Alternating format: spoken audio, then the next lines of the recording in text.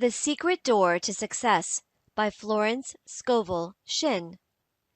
Originally published in 1940. Chapter 1. The Secret Door to Success. So the people shouted when the priest blew with the trumpets, and it came to pass, when the people heard the sound of the trumpet, and the people shouted with a great shout, that the wall fell down flat, so that the people went up into the city, every man straight before him, and they took the city. Joshua 6:20. A successful man is always asked, "What is the secret of your success?" People never ask a man who is a failure, "What is the secret of your failure?" It is quite easy to see that no one is interested. People all want to know how to open the secret door to success. For each man there is success, but it seems to be behind a door or wall. In the Bible reading we have heard the wonderful story of the falling of the walls of Jericho. Of course, all biblical stories have a metaphysical interpretation. We will now talk about your wall of Jericho, the wall separating you from success. Nearly everyone has built a wall around his own Jericho. This city you are not able to enter contains great treasures, your divinely designed success, and your heart's desire.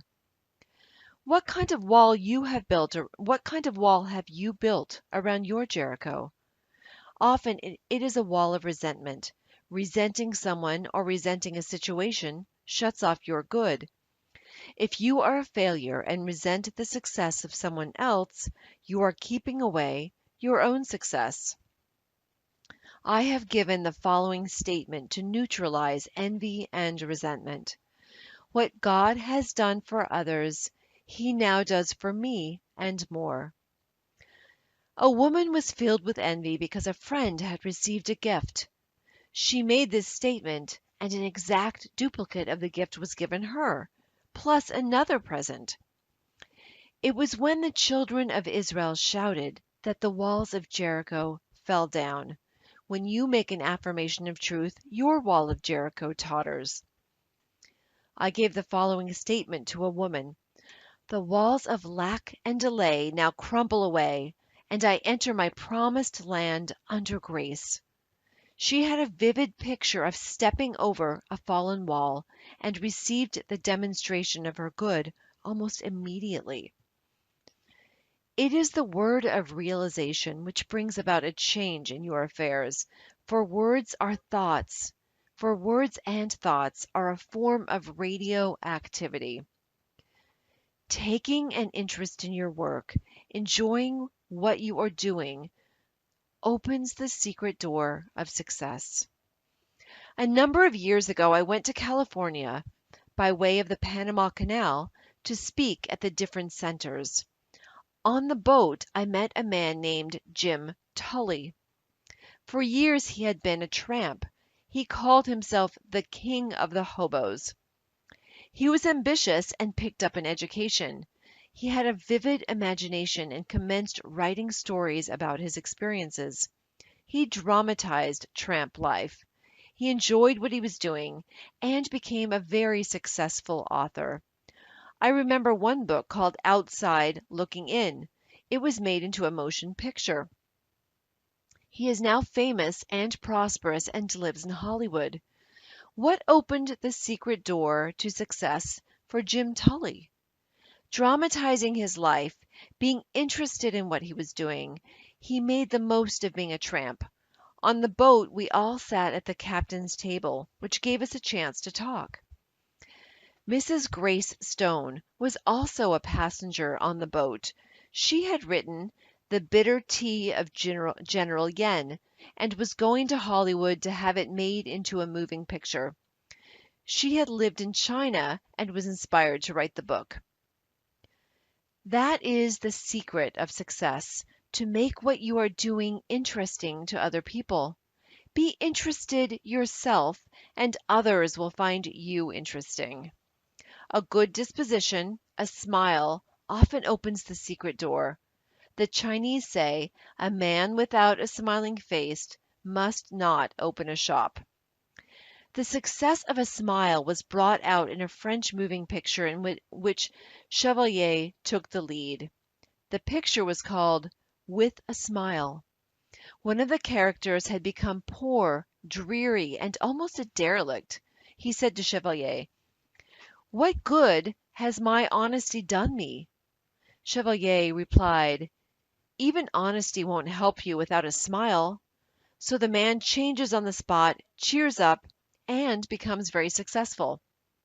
Living in the past, complaining of your misfortunes, builds a thick wall around your Jericho. Talking too much about your affairs, scattering your forces, brings you up against a high wall. I knew of a man of brains and ability who was a complete failure. He lived with his mother and aunt, and I found that every night when he went home to dinner he told them all that had taken place during the day at the office. He discussed his hopes, his fears, and his failures. I said to him, "You scatter your forces by talking about your affairs. Don't discuss your business with your family. Silence is golden." He took my lead. During dinner he refused to talk about business. His mother and aunt were in despair. They loved to hear all about everything.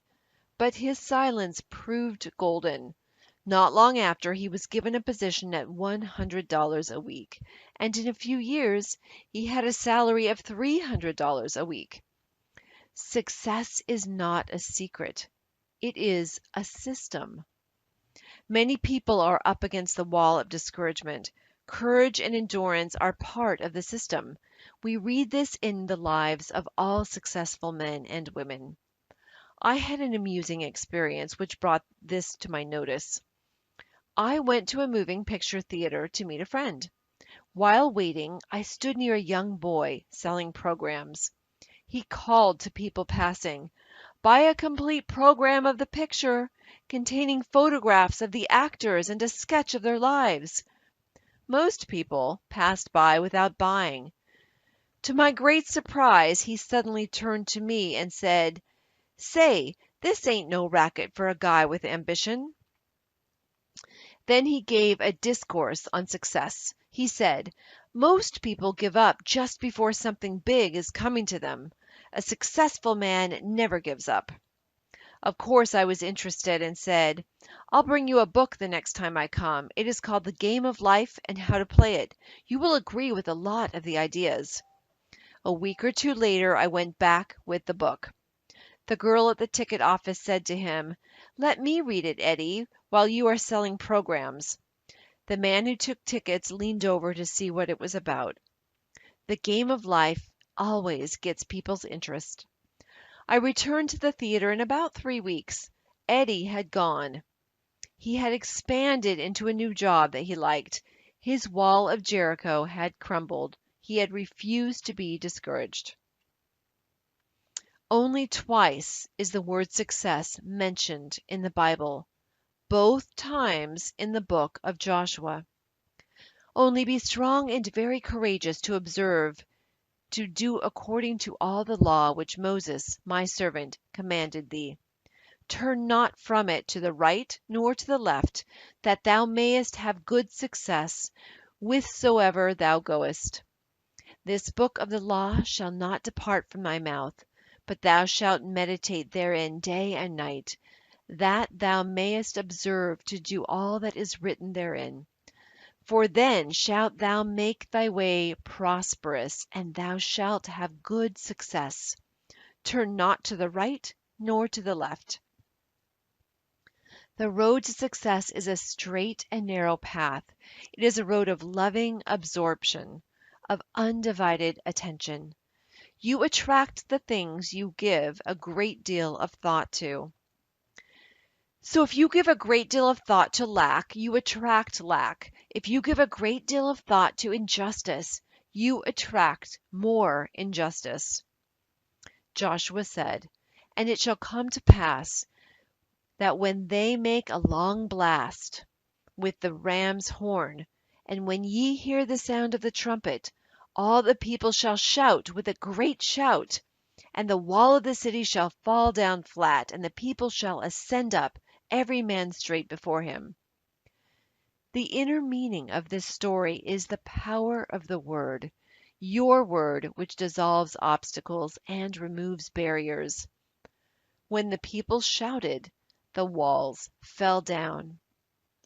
We find in folklore and fairy stories, which come down from legends founded on truth, the same idea. A word opens a door or cleaves a rock. We have it again in the Arabian Night story, Ali Baba and the 40 Thieves. I saw it made into a moving picture. Ali Baba has a secret hiding place, hidden somewhere behind rocks and mountains. The entrance may only be gained by speaking a secret word. It is "Open Sesame." Ali Baba faces the mountain and cries, "Open Sesame," and the rocks slide apart. It is very inspiring, for it gives you the realization of how your own rocks and barriers will part at the right word. So let us take this statement: "The walls of lack and delay now crumble away, and I enter my promised land under grace."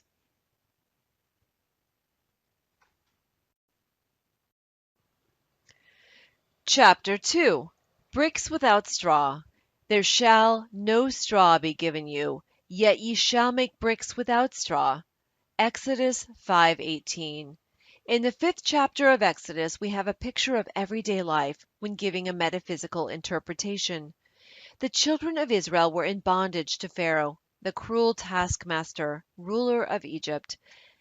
They were kept in slavery making bricks and were hated and despised. Moses had orders from the Lord to deliver his people from bondage. Moses and Aaron went in and told Pharaoh, "Thus saith the Lord God of Israel, Let my people go, that they may hold a feast unto me in the wilderness." Pharaoh not only refused to let them go, but told them he would make their tasks even more difficult. They must now make bricks without straw being provided for them. And the taskmasters of the people went out, and their officers, and they spake to the people, saying, "Thus saith Pharaoh, I will not give you straw. Go ye, get your straw where ye can find it, yet not aught of your work shall be diminished." It was impossible to make bricks without straw. The children of Israel were completely crushed by Pharaoh. They were beaten for not producing the bricks. Then came the message from Jehovah: "Go therefore now and work, for there shall no straw be given you, yet shall ye deliver the number of bricks." Working with spiritual law, they could make bricks without straw, which means to accomplish the seemingly impossible. How often in life are people confronted with this situation? Agnes M. Lawson, in her Hints to Bible Students, says, "The life in Egypt under foreign oppression is the symbol of man under the hard taskmasters of destructive thinking, pride, fear, resentment, ill will, etc. The deliverance under Moses is the freedom man gains from the taskmasters as he learns the law of life. For we can never come under grace except we first know the law. The law must be made known in order to be fulfilled." In the 111th Psalm we read the final verse: "The fear of the Lord," or law, "is the beginning of wisdom. A good understanding have all they that do his commandments. His praise endureth forever." Now, if we read the word Lord as law, it will give us the key to the statement. The fear of the law, karmic law, is the beginning of wisdom. When we know that whatever we send out comes back, we begin to be afraid of our own boomerangs. I read in a medical journal the following facts telling of the boomerang this great pharaoh received. It would appear that flesh is indeed heir to a long and ancient line of ills, when, as was revealed by Lord Monaghan at a lecture at Leeds, that the Pharaoh of the oppression suffered from hardening of the heart, in a literal sense. Lord Monaghan showed some remarkable photographic slides of results of surgical operations 1,000 years before Christ, and among these was a slide of the actual anatomical remains of the Pharaoh of the oppression. The large vessel springing from the heart was in such a well preserved state as to enable sections of it to be made recently from the lantern slide. It was impossible to distinguish between the ancient and modern vessel. Both hearts had been attacked by atheroma, a condition in which calcium salts are deposited in the walls of the vessel, making it rigid and inelastic. Inadequate expanse to the stream of blood from the heart caused the vessel to give way. With this condition went the mental changes that occur with a rigid arterial system, a narrowness of outlook, restriction and dread of enterprise, a literal hardening of the heart. So Pharaoh's hardness of heart hardened his own heart. This is as true today as it was several thousand years ago. We are all coming out of the land of Egypt, out of the house of bondage. Your doubts and fears keep you in slavery. You face a situation which seems hopeless. What can you do? It is a case of making bricks without straw. But remember the words of Jehovah: Go therefore now and work, for there shall no straw be given you, yet shall ye deliver the number of bricks. You shall make bricks without straw. God makes a way where there is no way. I was told the story of a woman who needed money for her rent. It was necessary to have it at once, but she knew of no channel. She exhausted every avenue. However, she was a truth student and kept making her affirmations. Her dog whined and wanted to go out. She put on his leash and walked down the street in the accustomed direction. However, the dog pulled at his leash and wanted to go in another direction. She followed, and in the middle of the block, opposite an open park, she looked down and picked up a roll of bills, which exactly covered rent. She looked for ads, but never found the owner. There were no houses near where she found it. The reasoning mind, the intellect, takes the throne of Pharaoh in your consciousness. It says continually, "It can't be done. What's the use?" We must drown out those dreary suggestions with a vital affirmation. For example, take this statement: "The unexpected happens. My seemingly impossible good now comes to pass." This stops all argument from the army of the aliens, the reasoning mind. The unexpected happens. That is an idea it cannot cope with. Thou hast made me wiser than mine enemies. Your enemy thoughts, your doubts, fears, and apprehensions. Think of the joy of really being free forever from the Pharaoh of the oppression.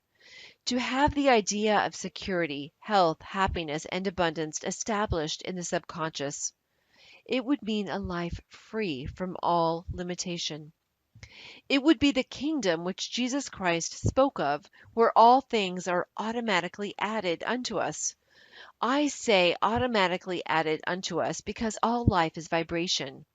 And when we vibrate to success, happiness, and abundance, the things which symbolize these states of consciousness will attach themselves to us. Feel rich and successful, and suddenly you receive a large check or a beautiful gift. I tell this story showing the work of this law. I went to a party where people played games, and whoever won received a gift. The prize was a beautiful fan. Among those present was a very rich woman who had everything. Her name was Clara. The poorer and resentful ones got together and whispered, "We hope Clara doesn't get the fan." Of course, Clara won the fan. She was carefree and vibrating to abundance. Envy and resentment short circuit your good and keep away your fans. If you should happen to be resentful and envious, take this statement: what God has done for others, He does now for me and more. Then all the fans and other things will come your way. No man gives to himself but himself, and no man takes away from himself but himself. The game of life is a game of solitaire. As you change, all conditions will change. Now go back to Pharaoh, the oppressor. No one loves an oppressor. I remember a friend I had many years ago. Her name was Letty. Her father had plenty of money and supplied her mother and herself with food and clothes, but no luxuries. We went to art school together, and all the students would buy reproductions of The Winged Victory, Whistler's Mother, or some other thing to bring art into their homes. My friend's father called all these things plunder. He would say, "Don't bring home any plunder." So Letty lived a colorless life without a Winged Victory on her bureau, or Whistler's Mother on her wall. He would often say to my friend and her mother, "When I die, you'll both be well off." One day someone said to Letty, "When are you going abroad?" All art students go abroad. She cheerfully replied, "Not till Papa dies." So people always look forward to being free from lack and oppression. Let us now free ourselves from the tyrants of negative thinking.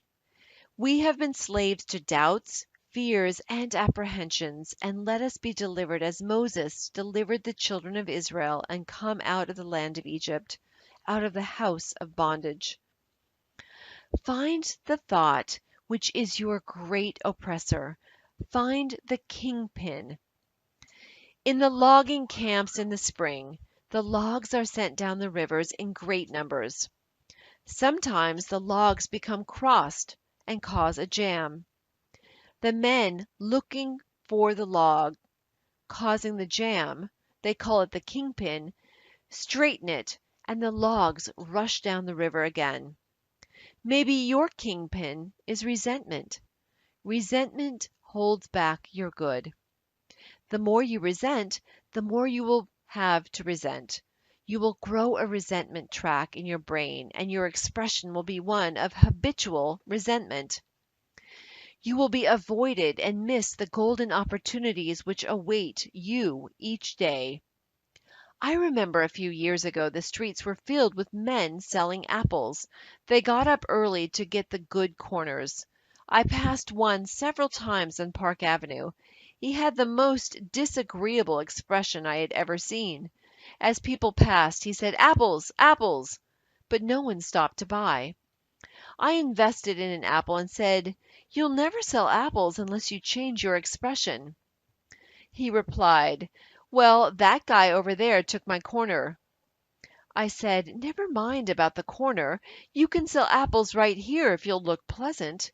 He said, "Okay, lady," and I went on.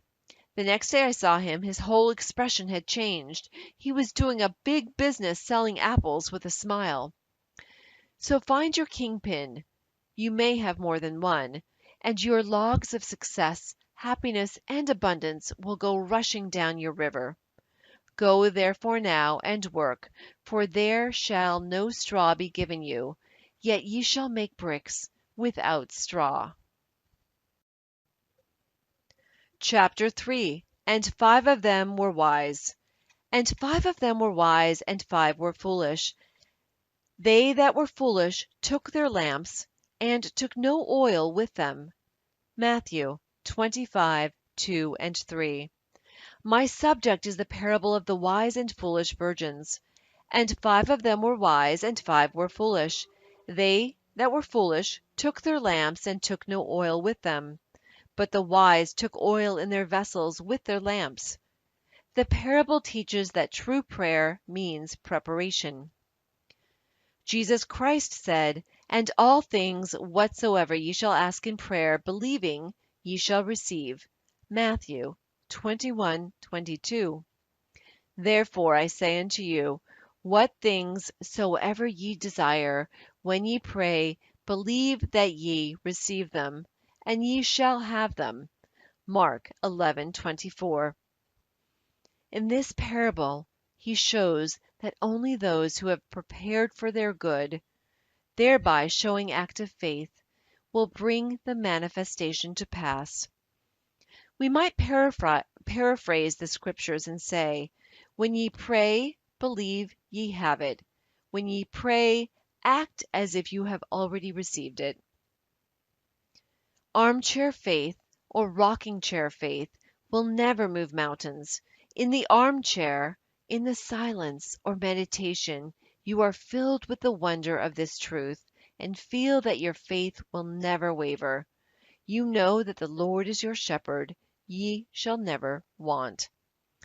You feel that your God of plenty will wipe out the burdens of debt or limitations. Then you leave your armchair and step out into the arena of life. It is only what you do in the arena that counts. A man, one of my students, had a great desire to go abroad. He took the statement, "I give thanks for my divinely designed trip, divinely financed, under grace, in a perfect way." He had very little money, but knowing the law of preparation, he bought a trunk. It was a very happy trunk, with a big red band around its waist. Whenever he looked at it, it gave him a realization of a trip. One day he seemed to feel his room moving. He felt the motion of a ship. He went to the window to breathe the fresh air, and it smelt like the aroma of the docks. With his inner ear he heard the shriek of a seagull and the creaking of the gangplank. The trunk had commenced to work. It had put him in the vibration of his trip. Soon after that, a large sum of money came to him, and he took the trip. He said afterwards that it was the perfect trip in every detail. In the arena of life, we must keep ourselves tuned up to concert pitch. Are we acting from motives of fear, of faith? Watch your motives with all diligence, for out of them are the issues of life. If your problem is a financial one, and it usually is, you must know how to wind yourself up financially and keep wound up by always acting your faith. The material attitude towards money is to trust in your salary, your income, and investments, which can shrink overnight. The spiritual attitude toward money is to trust in God for your supply. To keep your possessions, always realize that they are God in manifestation.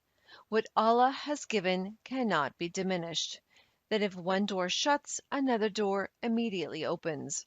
Never voice lack or limitation, for by your words you are condemned. You combine with what you notice, and if you are always noticing failure and hard times, you will combine with failure and hard times. You must form the habit of living in the fourth dimension, the world of the wondrous. It is the world where you do not judge by appearances. You have trained your inner eye to see through failure into success, to see through sickness into health, to see through limitation into plenty. I will give you the land which you seeth. The man who achieves success has the fixed idea of success. It is founded on a rock of truth and rightness. If not, it is built upon sand and washed into the sea, returning to its native nothingness. Only divine ideas can endure. Evil destroys itself, for it is a cross current against universal order, and the way of the transgressor is hard. They that were foolish took their lamps and took no oil with them, but the wise took oil in their vessels with their lamps. The lamp symbolizes man's consciousness. The oil is what brings light or understanding. While the bridegroom tarried, they all slumbered and slept. And at midnight there was a cry made, Behold, the bridegroom cometh, go ye out to meet him. Then all those virgins arose and trimmed their lamps. And the foolish said unto the wise, Give us your oil, for our lamps are gone out. The foolish virgins were without wisdom or understanding, which is oil for the consciousness. And when they were confronted with a serious situation, they had no way of handling it. And when they said to the wise, "Give us your oil," the wise answered, saying, "Not so, lest there not be enough for us and you. But go ye rather to them that sell, and buy for yourselves." That means the foolish virgins could not receive more than was in their consciousness, or what they were vibrating to. The man received the trip because it was in his consciousness as a reality. He believed that he had already received. As he prepared for the trip, he was taking oil for his lamps. With realization comes manifestation. The law of preparation works both ways. If you prepare for what you fear or don't want, you begin to attract it. David said, "The thing I feared has come upon me." We hear people say, "I must put away money in case of illness." They are deliberately preparing to be ill. Or, "I'm saving for a rainy day." The rainy day is sure to come at a most inconvenient time. The divine idea for every man is plenty. Your barns should be full, and your cup should flow over. But we must learn to ask rightly. For example, take this statement: "I call on the law of accumulation. My supply comes from God and now pours in and piles up under grace." This statement does not give any picture of stint or saving or sickness. It gives a fourth dimensional feeling of abundance, leaving the channels to infinite intelligence. Every day you must make a choice. Will you be wise or foolish? Will you prepare for your good? Will you take the giant swing into faith? Or will you serve doubt and fear and bring no oil for your lamps? And while they went to buy, the bridegroom came, and they that were ready went in with him to the marriage, and the door was shut. Afterward came also the other virgins, saying, "Lord, Lord, open to us." But he answered and said, "Verily I say unto you, I know you not." You may feel that the foolish virgins paid very dearly for neglecting to bring oil for their lamps, but we are dealing with the law of karma, or the law of comeback. It has been called the Judgment Day, which people usually associate with the end of the world. Your judgment day comes, they say, in sevens: 7 hours, 7 days, 7 weeks, 7 months, or 7 years. It might even come in 7 minutes. Then you pay some karmic debt, the price for having violated spiritual law. You failed to trust God. You took no oil for your lamps. Every day examine your consciousness and see what you are preparing for. You are fearful of lack and hang on to every cent, thereby attracting more lack. Use what you have with wisdom, and it opens the way for more to come to you. In my book, Your Word is Your Wand, I tell about the magic purse. In the Arabian Nights, they tell the story of a man who had a magic purse. As the money went out, immediately money appeared in it again. So I made the statement: "My supply comes from God. I have the magic purse of the Spirit. It can never be depleted. As money goes out, immediately money comes in. In it, it is always crammed, jammed with abundance under grace in perfect ways." This brings a vivid picture to mind. You are drawing on the bank of the imagination. A woman who did not have much money was afraid to pay any bills and see her bank account dwindle. It came to her with great conviction: "I have the magic purse of spirit. It can never be depleted. As money goes out, immediately money comes in." She fearlessly paid her bills, and several large checks came to her that she did not expect. Watch and pray lest ye enter into the temptation of preparing for something destructive instead of something constructive. I knew a woman who told me she always kept a long crape veil in case of funerals. I said to her, "You are a menace to your relatives, and are preparing to hurry them all off so that you can wear that veil." She destroyed it. Another woman, who had no money, decided to send her two daughters to college. Her husband scorned the idea and said, "Who will pay their tuition? I have no money for that." She replied, "I know some unforeseen good will come to us." She kept on preparing her daughters for college.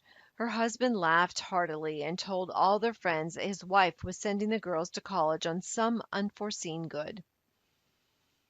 A rich relative suddenly sent her a large sum of money. Some unforeseen good did arrive, for she had shown active faith. I asked what she had said to her husband when the check arrived. She replied, "Oh, I never antagonize George by telling him I am right." So prepare for your unforeseen good. Let every thought and every act express your unwavering faith. Every event in your life is a crystallized idea, something you have invited through either fear or faith, something you have prepared for. So let us be wise and bring oil for our lamps, and when we least expect it, we shall reap the fruits of our faith. My lamps are now filled with the oil of all faith and fulfillment. Chapter 4. What do you expect? According to your faith be it unto you. Matthew 9:29. Faith is expectancy. According to your faith be it unto you. We might say, according to your expectancies be it done to you. So, what are you expecting? We hear people say we expect the worst to happen, or the worst is yet to come. They are deliberately inviting the worst to come. We hear others say, I expect a change for the better. They are inviting better conditions into their lives. Change your expectancies, and you change your conditions. How can you change your expectancies when you have formed the habit of expecting loss, lack, or failure? Begin to act as if you expected success, happiness, and abundance. Prepare for your good. Do something to show you expect it to come. Active faith alone will impress the subconscious. If you have spoken the word for a home, prepare for it immediately. If you hadn't a moment to lose, collect little ornaments, tablecloths, etc. I knew a woman who made the giant swing into faith by buying a large armchair. A chair meant business. She bought a large and comfortable chair, for she was preparing for the right man. He came. Someone will say, suppose you haven't money to buy ornaments or a chair. Then look in shop windows and link with them in thought. Get in their vibration. I sometimes hear people say, I don't go into the shops because I can't afford to buy anything. That is just the reason why you should go into the shops. Begin to make friends with the things you desire or require. I know a woman who wanted a ring. She went boldly to the ring department and tried it on. It gave her such a realization of ownership that not long afterwards a friend made her a gift of a ring. You combine with what you notice. Keep on noticing beautiful things, and you make an invisible contract. Sooner or later, these things are drawn into your life, unless you say, poor me, too good to be true. My soul, wait thou only upon God, for my expectation is from him. This is a most important statement from the 62nd Psalm. The soul is the subconscious mind, and the psalmist was telling his subconscious to expect everything directly from the universe, not to depend upon doors and channels. My expectation is from him. God cannot fail, for his ways are ingenious, his methods are sure. You can expect any seemingly impossible good from God if you do not limit the channels. Do not say how you want it done or how it can't be done. God is the giver and the gift and creates his own amazing channels. Take the following statement. I cannot be separated from God the giver. Therefore, I cannot be separated from God the gift. The gift is God in action. Get the realization that every blessing is good in action, and see God in every face and good in every situation. This makes you master of all conditions. A woman came to me saying that there was no heat in the radiators in their apartment, and that her mother was suffering from the cold. She added, "The landlord has declared that we can't have heat until a certain date." I replied, "God is your landlord." She said, "That's all I want to know," and rushed out. That evening the heat was turned on without asking. It was because the woman realized that the landlord was God in manifestation. This is a wonderful age, for people are becoming miracle minded. It is in the air. Quoting from an article which I found in the New York Journal and American by John Anderson, it corroborates what I have just said. The title of the article is "Theater Goers Make Hits of Metaphysical Plays." "If," said the cynical manager, who shall be called Brock Pemberton, with a slight accent of sarcasm in his voice, "the other night, on an intermission curbside talk, you fellows," meaning the critics, "know so much about what the New York public wants, why don't you tell me what to produce? Why don't you tell me what sort of play the playgoers want to see?" "I would," I said, "but you wouldn't believe it." "You're hedging," he said. "You don't know, and you're trying to cover up by pretending to know more than you're willing to say. You haven't any more idea than I have this minute what sorts of plays generally succeed." "I have," I said. "There is one surefire success, one theme that works and has always worked, whether it is competing with Boy Meets Girls, mysteries, historical tragedies, or any others. No play on the theme has ever completely failed if it has merit at all, and a lot of poor ones have been big hits." "You're stalling," said Mr. Pemberton. "What sorts of plays are these?" "Metaphysical," I said, fouling slightly with a big word and waiting quietly for the effect. "Metaphysical," said Mr. Pemberton. "You mean metaphysical?" I paused for a moment, and since Mr. Pemberton said nothing, went right on spouting such titles as "The Green Pastures," "The Star Wagon," "Father Malachi's Miracle." Some of these, I added, reached the public over the heads of the critics. But Mr. Pemberton had departed to ask, probably in every theatre in town, "Is there a metaphysician in the house?" People are beginning to realize the power of their words and thoughts. They understand why faith is the substance of the thing they hoped for, the evidence of things not seen. We see the law of expectancy working out through superstition. If you walk under a ladder and expect it to give you bad luck, it will give you bad luck. The ladder is quite innocent. Bad luck came because you expected it. We might say, expectancy is the substance of the things hoped for, or expectancy is the substance of the thing man fears. The thing I expected has come upon me. Nothing is too good to be true. Nothing is too wonderful to happen. Nothing is too good to last, when you look to God for your good. Now think of the blessings which seem so far off, and begin to expect them now, under grace, in an unexpected way. For God works in unexpected ways his wonders to perform. I was told that there are 3,000 promises in the Bible. Let us now expect all these blessings to come to pass. Among them we are promised riches and honor, eternal youth, your flesh shall become as a little child's, and eternal life, death itself shall be overcome.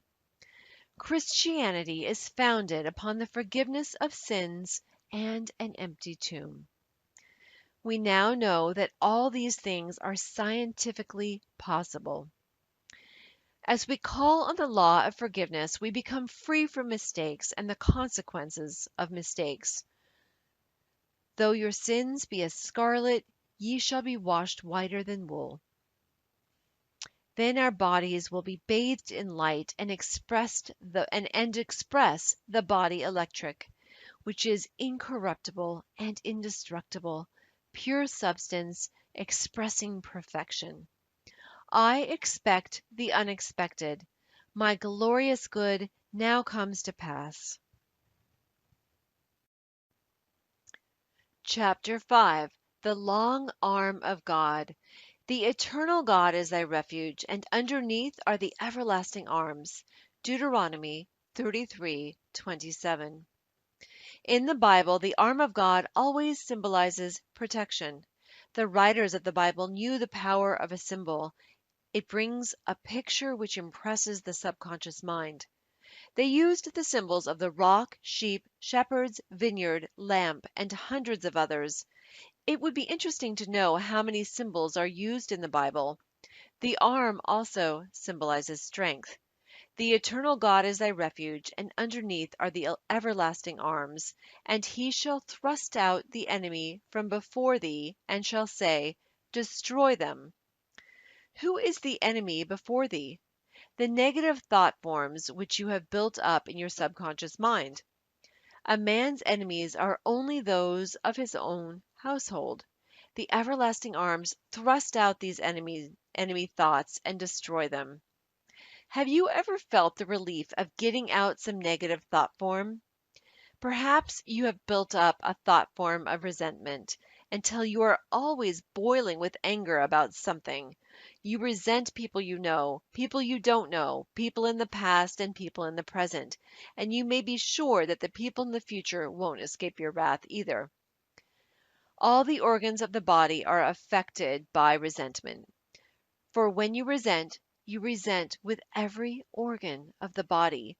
You pay the penalty with rheumatism, arthritis, neuritis, etc., for acid thoughts produce acid in the blood. All this trouble comes because you are fighting the battle, not leaving it to the long arm of God. I have given the following statement to many of my students.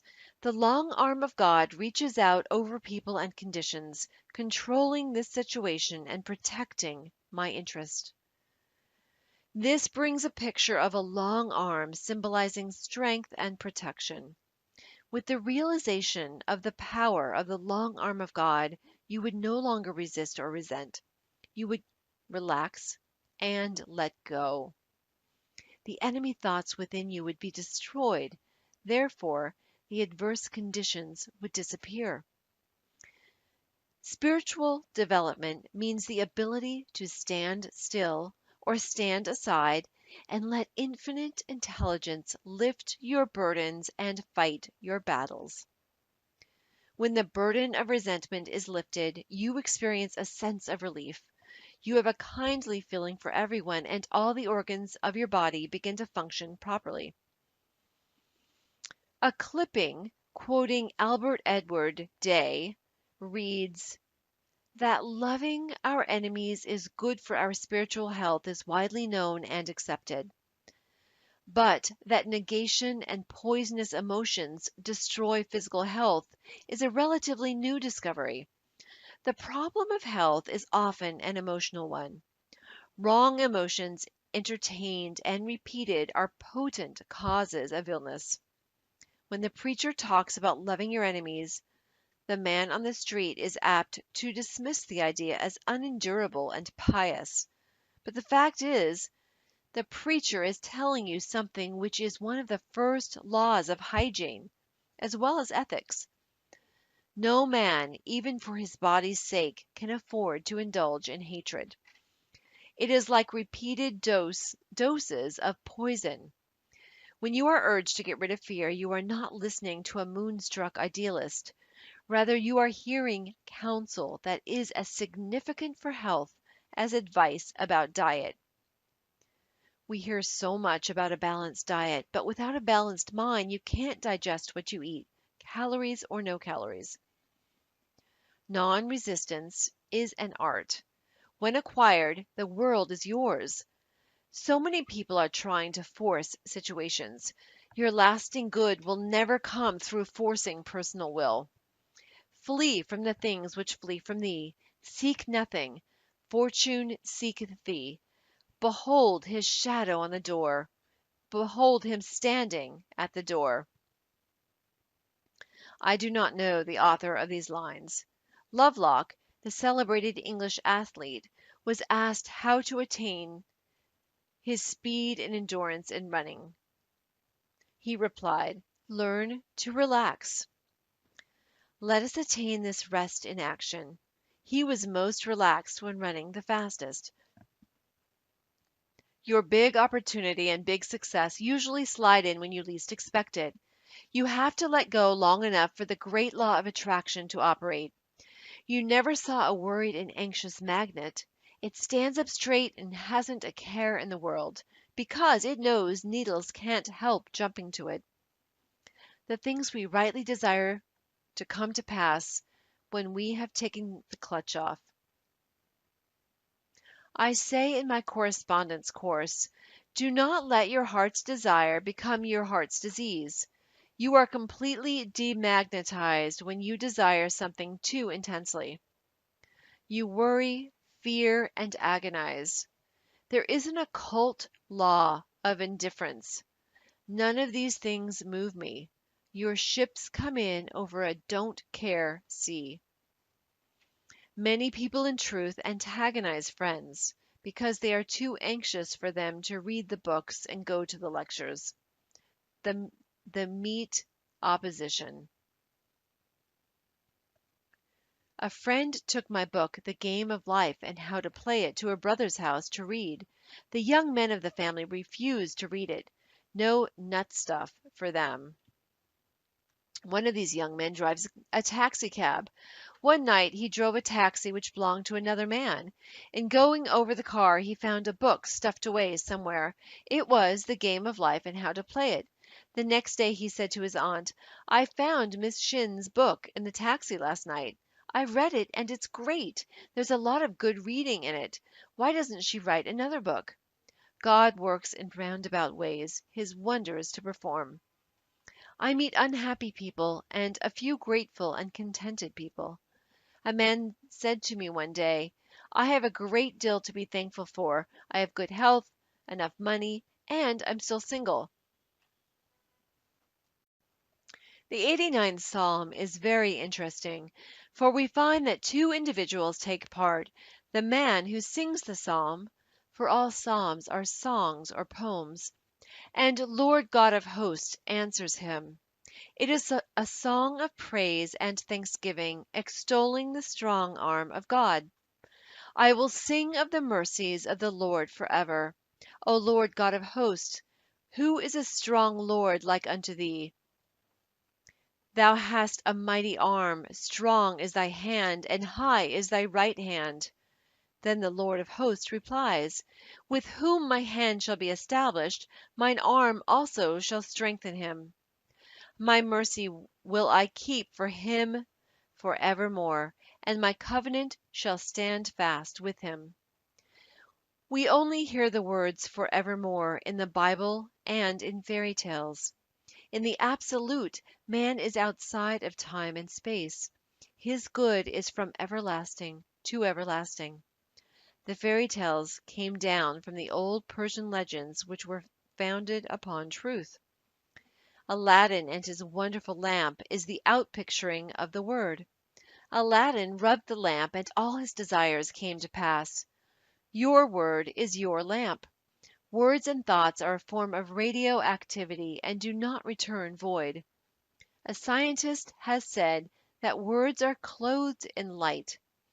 You are continually reaping the fruits of your words. A friend in one of my meetings said that she had brought a man to my class who had been out of work for a year or more. I gave this statement: "Now is the appointed time. Today is the day of my amazing good fortune." It clicked in his consciousness. Soon after, he was given a position which paid him $9,000 a year. A woman told me that when I blessed the offering, I said that each offering would return 1,000-fold. She had put $1 in the collection.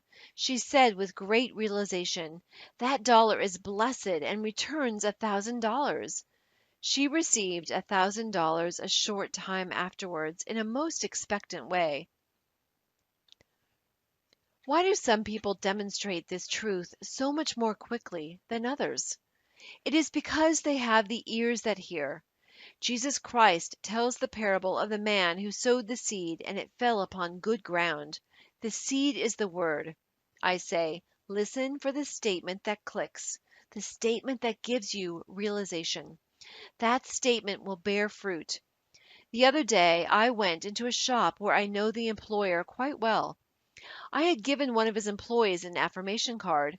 I said to him jokingly, "I wouldn't waste an affirmation card on you. You wouldn't use it." He replied, "Oh, sure. Give me one. I'll use it." The following week I gave him a card. Before I left, he rushed up to me excitedly and said, "I made this statement and 2 new customers walked in."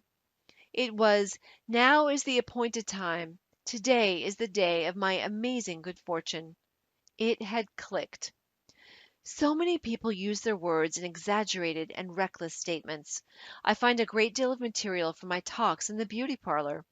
A young girl wanted a magazine to read. She called to the operator, "Give me something terribly new and frightfully exciting." All she wanted was the latest moving picture magazine. You hear people say, "I wish something terribly exciting would happen." They are inviting some unhappy but exciting experience into their life.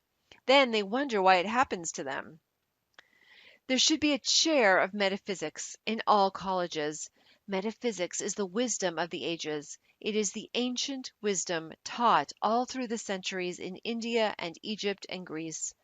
Hermes was a great teacher of Egypt. His teachings were closely guarded and have come down to us over 10 centuries. He lived in Egypt and in the days when the present race of men was in its infancy. There should be a chair of metaphysics in all colleges. Metaphysics is the wisdom of the ages. It is the ancient wisdom taught all through the centuries in India and Egypt and Greece. Hermes Trismegistus was a great teacher of Egypt. His teachings were closely guarded and have come down to us over 10 centuries. He lived in Egypt in the days when the present race of men was in its infancy. But if you read the Kabbalion carefully, you find that he taught just what we are teaching today. He said that all mental states were accompanied by vibrations. You combine with what you vibrate to. So let us all now vibrate to success, happiness, and abundance. Now is the appointed time. Today is the day of my amazing good fortune. Chapter 6. The Fork in the Road. Choose you this day whom ye will serve. Joshua 24:15. Every day there is a necessity of choice, a fork in the road. Shall I do this or shall I do that? Shall I go or shall I stay? Many people do not know what to do. They rush about letting other people make decisions for them, then regret having taken other people's advice. There are others who carefully reason things out. They weigh and measure the situation as if they would groceries, and are surprised when they fail to obtain their goal. There are still other people who follow the magic path of intuition and find themselves in their promised land in the twinkling of an eye. Intuition is a spiritual faculty high above the reasoning mind, but on the path is all that you desire or require. In the book, The Game of Life and How to Play It, I give many examples of success attained through using this marvelous faculty. I also say that prayer is telephoning God and intuition is God telephoning you. So choose ye this day to follow the magic path of intuition. In most people, intuition is a faculty which has remained dormant. So we say, "Awake, thou that sleepeth." Wake up to your leads and hunches. Wake up to the divinity within. Claude Bragdon said, "To live intuitively is to live fourth dimensionally." Now it is necessary for you to make a decision. You face a fork in the road. Ask for a definite, unmistakable lead. and you will receive it. We find many events to interpret metaphysically in the book of Joshua. After the death of Moses, the divine command came to Joshua. Now therefore arise, go over to Jordan, thou and all thy people, unto the land which I do give to them. Every place the sole of your feet shall tread upon, to you I have given it. The feet are the symbol of understanding, so it means metaphysically all that we understand stands under us in consciousness, and what is rooted there can never be taken from us. For the Bible goes on to say, there shall not any man be able to stand before thee all the days of thy life. I will not fail thee, nor forsake thee. Only be thou strong and very courageous, that thou mayest observe to do according to all the law, which Moses my servant commanded thee. Turn not from it to the right hand or to the left, that thou mayest prosper whithersoever so go. So we find we have success through being strong and very courageous in following spiritual law. We are back again to the fork in the road, the necessity of choice. Choose you this day whom ye shall serve, the intellect or divine guidance. A well-known man who has become a great power in the financial world said to a friend, "I always follow intuition, and I am luck incarnate." Inspiration, which is divine guidance, is the most important thing in life. People come to truth meetings for inspiration. I find the right word will start divine activity operating in their affairs. A woman came to me with the complication of affairs. I said to her, "Let God juggle the situation." It clicked. She took the affirmation, "I now let God juggle this situation." Almost immediately she rented a house which had been vacant for a long time. Let God juggle every situation, for when you try to juggle the situation yourself, you drop all the balls. In my question and answer class, I often am asked, "How do you let God juggle a situation? And what do you mean when you say I should not juggle it?" You juggle with the intellect. The intellect would say, "Times are hard. No activity in real estate. Don't expect anything until the fall of 1958." With spiritual law, there is only the now. Before you call, you are answered, for time and space are but a dream, and your blessing is there waiting for you to release it by faith and the word. Choose you this day whom you will serve, fear or faith. In every act prompted by fear lies the germ of its own defeat. It takes much strength and courage to trust God. We often trust Him in little things, but when it comes to a big situation, we feel we had better attend to it ourselves. Then comes defeat and failure. The following extract from a letter which I received from a woman in the West shows how conditions can change in the twinkling of an eye. I've had the pleasure of reading your wonderful book, The Game of Life and How to Play It. I have 4 boys, ages 10, 13, 15, and 17, and thought how wonderful for them to grasp it in their early life and to be able to get things which are theirs by divine right. The lady who let me read her copy gave me other things to read, but it seemed when I picked this book up it was magnetic and I could not let go of it. After reading it, I realized I was trying to live divinely, but did not understand the law, or I would have been much further advanced. At first, I thought it quite hard to find a place in the business world after so many years of being a mother. But I got this statement: God makes a way where there is no way. And He did that very thing for me. I am grateful for my position and smile when people say, "How do you do it, manage 4 growing boys, a home, after all the times you have been hospitalized with such major operations, and none of your relatives near you?"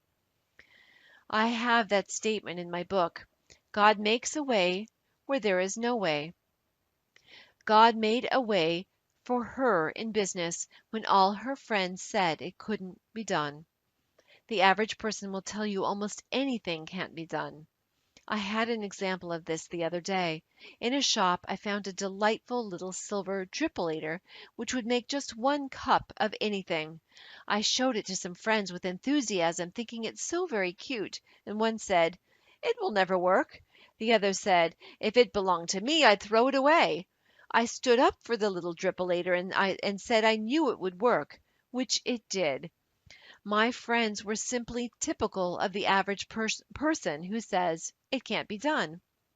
All big ideas meet with opposition. Do not let other people rock your boat.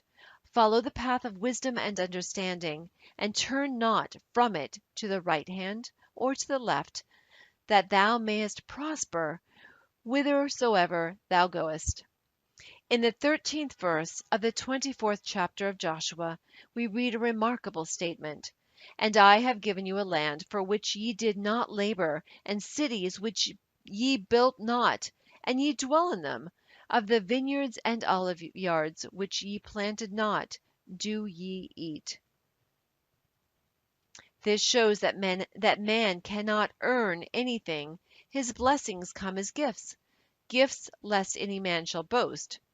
With the realization of wealth, we receive the gift of wealth. With the realization of success, we receive the gift of success, for success and abundance are states of mind. For it is the Lord our God, He it is that brought us up, and our fathers out of the land of Egypt, out of the house of bondage. The land of Egypt stands for darkness, the house of bondage, where man is a slave to his doubts and fears and beliefs in lack and limitation, the result of having followed the wrong fork in the road. Misfortune is due to failure to stick to the things which Spirit has revealed through intuition. All big things have been accomplished by men who stuck to their big ideas. Henry Ford was past middle age when he had the idea of the Ford car come to him. He had great difficulty in raising the money. His friends thought it was a crazy idea. His father said to him tearfully, "Henry, why do you give up a good $25 a week job in order to chase this crazy idea?" But no one could rock Henry Ford's boat. So in order to come out of the land of Egypt, out of the land of bondage, we must make right decisions. Follow the right fork in the road, only be thou strong and very courageous, that thou mayest observe to do according to the law which Moses my servant commanded thee. Turn not from it to the right, nor to the left, that thou mayest prosper whithersoever thou goest. So as we reach the fork in the road today, let us fearlessly follow the voice of intuition. The Bible calls it the still small voice. There came a voice behind me saying, "This is the way, walk ye in it."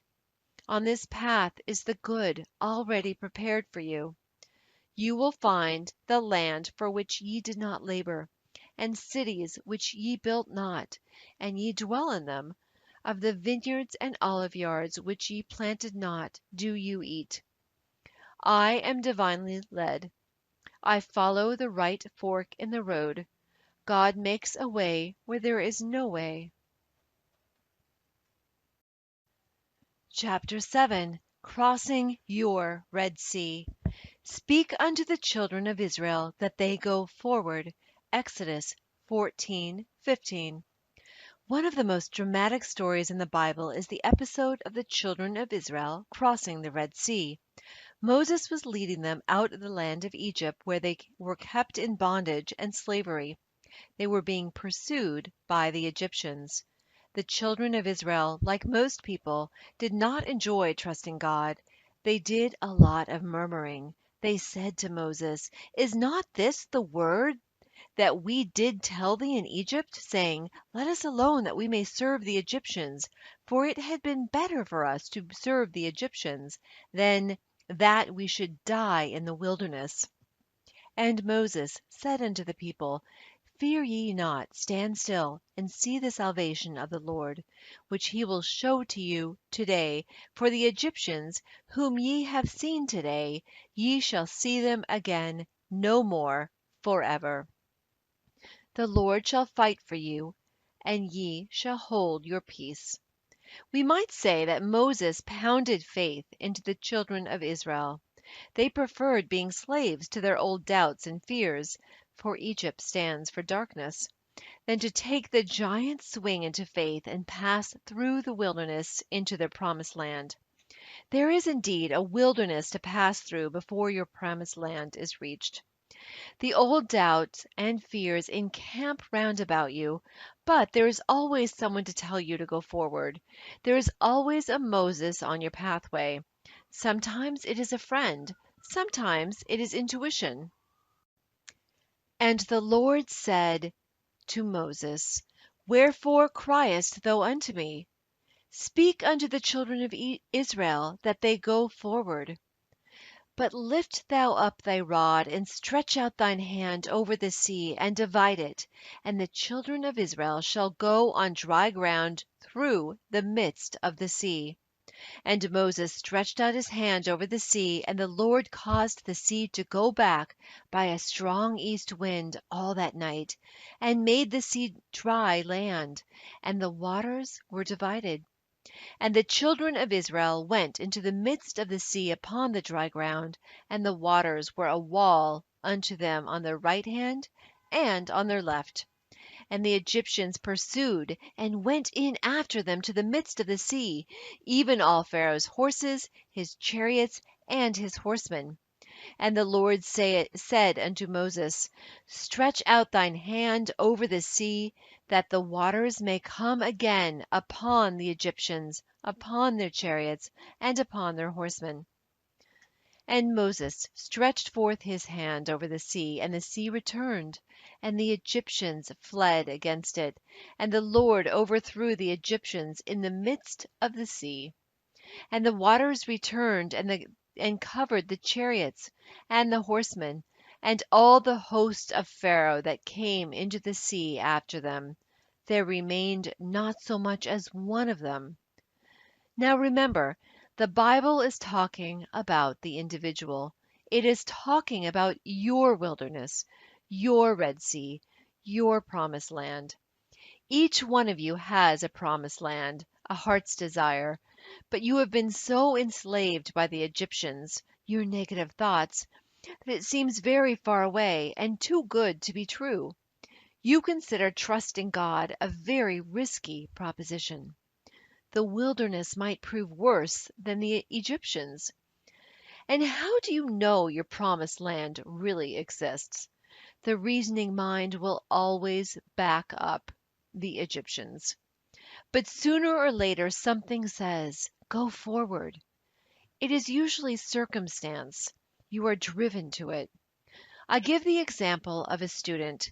She is a very marvelous pianist and had great success abroad.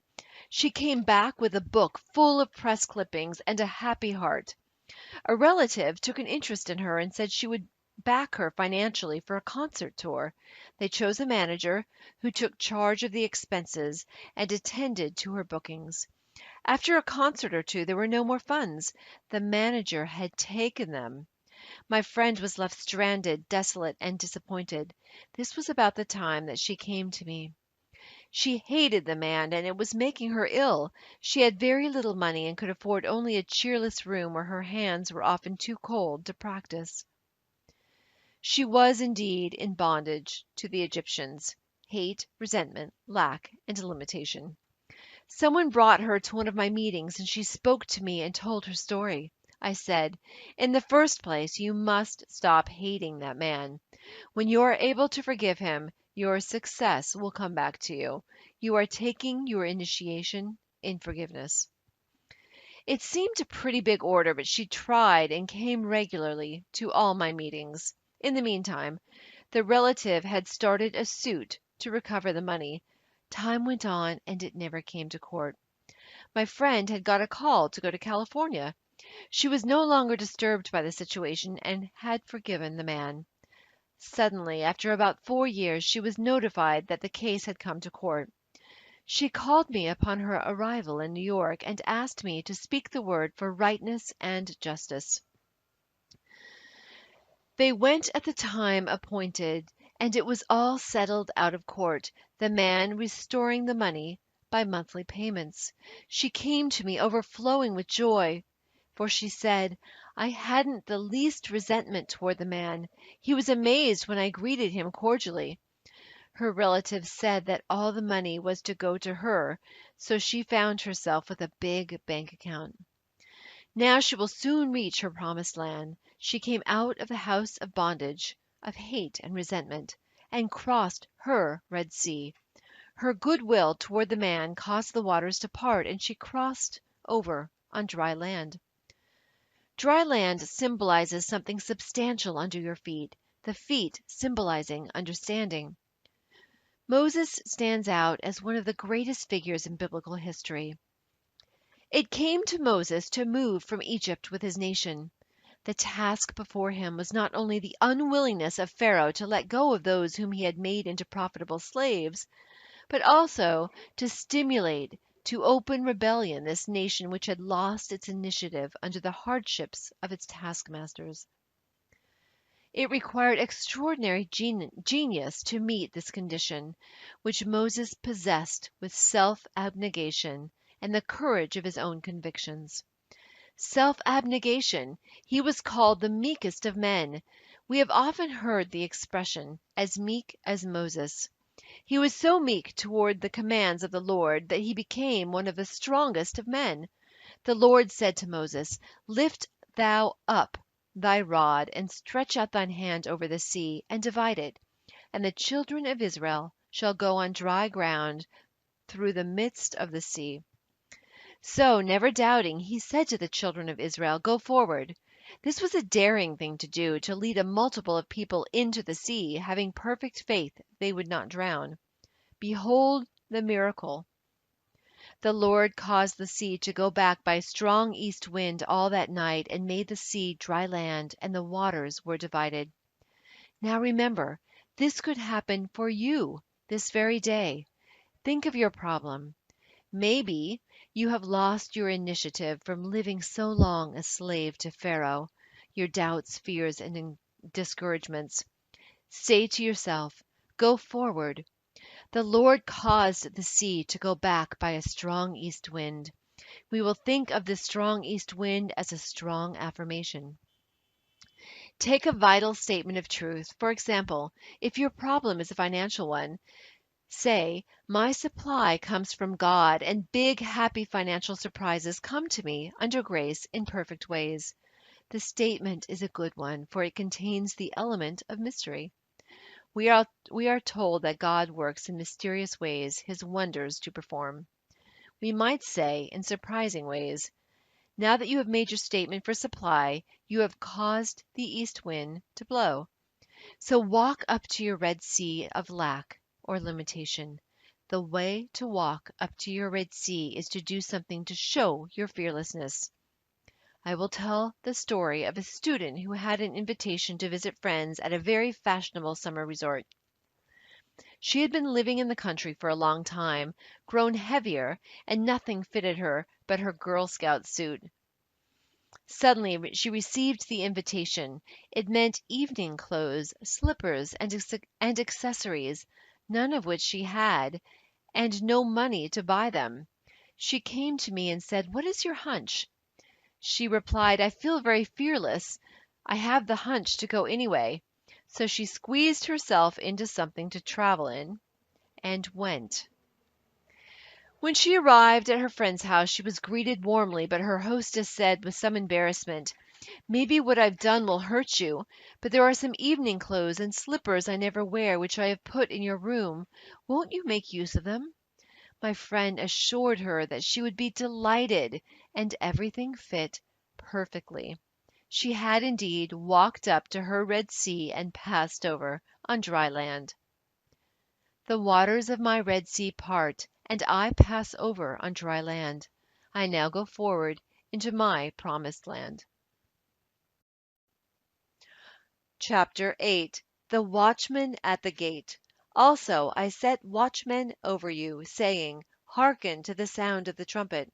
Jeremiah 6:17. We must all have a watchman at the gates of our thoughts. The watchman at the gate is the superconscious mind. We have the power to choose our thoughts. Since we have lived in the human thought for thousands of years, it seems almost impossible to control these thoughts. They rush through our minds like stampeding cattle or sheep. But a single sheepdog can control the frightened sheep and guide them into the sheep pen. I saw a picture in the newsreels of a shepherd dog controlling the sheep. He had rounded up all but three. These three resisted and resented. They baaed and lifted their front feet in protest, but the dog simply sat down in front and never took his eyes off them. He did not bark or threaten. He just sat and looked his determination. In a little while the sheep tossed their heads and went into the pen. We can learn to control our thoughts in the same way, by gentle determination, not force. We take an affirmation and repeat it continually while our thoughts are on the rampage. We cannot always control our thoughts, but we can control our words, and repetition impresses the subconscious, and we are then master of the situation. In the 6th chapter of Jeremiah we read, I set a watchman over you, saying, Hearken to the sound of the trumpet.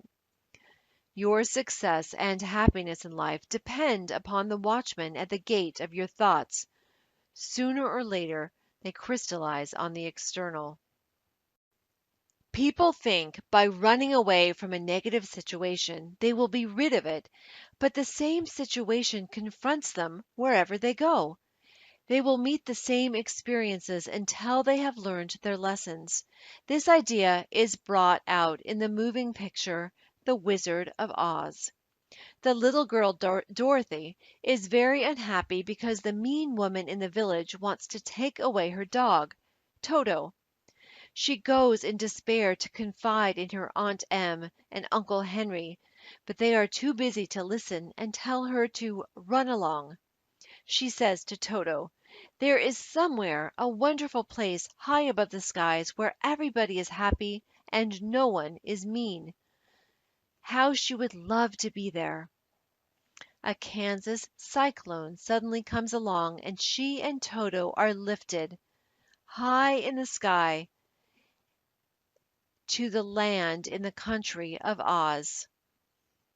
Everything seems very delightful at first, but soon she has the same old experiences. The mean old woman of the village has turned into a terrible witch and is still trying to get Toto from her. How she wishes she could be back in Kansas. She is told to find the Wizard of Oz. He is all powerful and will grant her request.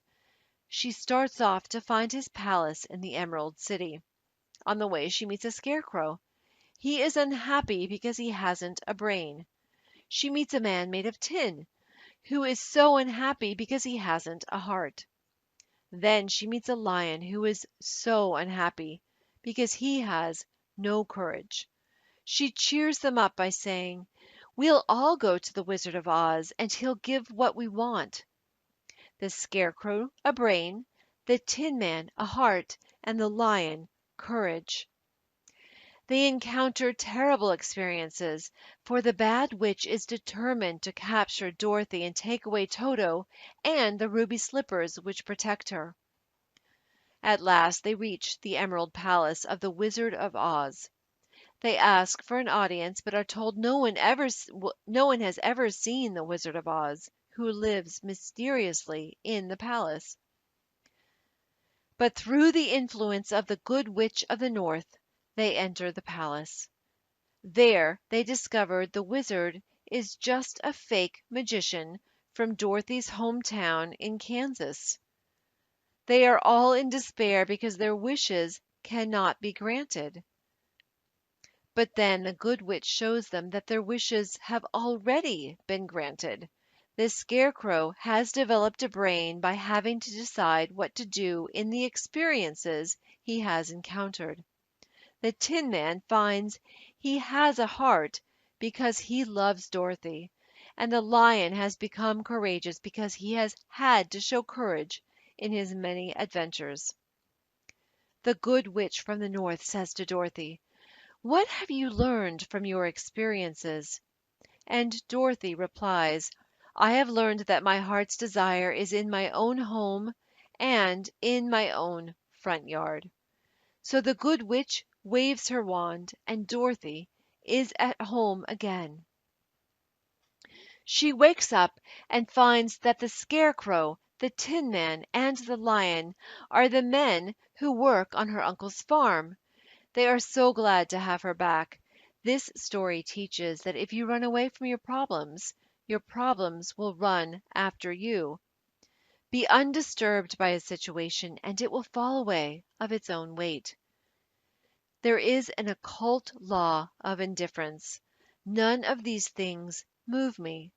None of these things disturb me, we might say in modern language. When you can no longer be disturbed, all disturbance will disappear from the external. When your eyes have seen your teachers disappear.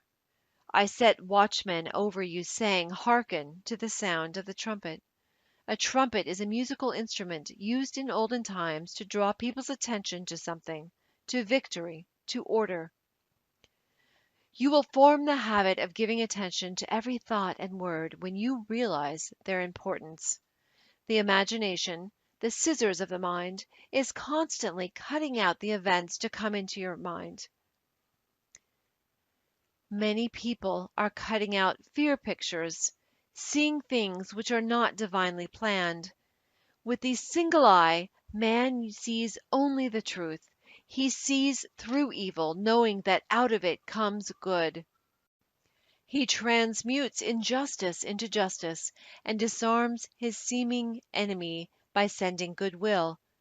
We read in mythology of the Cyclops, a race of giants said to have inhabited Sicily. These giants had only one eye in the middle of their foreheads. The seat of the imaging faculty is situated in the forehead, between the eyes, so these fabled giants came from this idea. You are indeed a giant when you have a single eye. Then every thought will be a constructive thought, and every word a word of power. Let the third eye be the watchman at the gate. If therefore thine eye be single, thy whole body is full of light. With the single eye your body will be transformed into your spiritual body, the body electric, made in God's likeness and image. By seeing clearly the perfect plan, we could redeem the world with our inner eye, seeing a world of peace and plenty and goodwill. Judge not by appearances, judge righteous judgment. Nation shall not lift up sword against nation, neither shall they learn war any more. The occult law of indifference means that you are undisturbed by adverse appearances. You hold steadily to the constructive thought which wins out. Spiritual law transcends the law of karma. This is the attitude of mind which must be held by the healer or practitioner towards his patient. Indifferent to appearances of lack, loss, or sickness, he brings out the change in mind, body, and affairs. Let me quote from the 31st chapter of Jeremiah. The keynote is one of rejoicing. It gives a picture of the individual freed from negative thinking.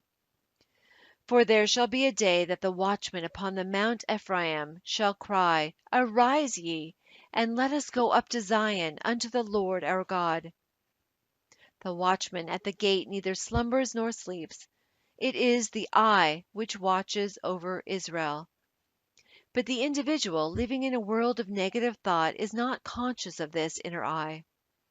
He may occasionally have flashes of intuition or illumination, then falls back into a world of chaos.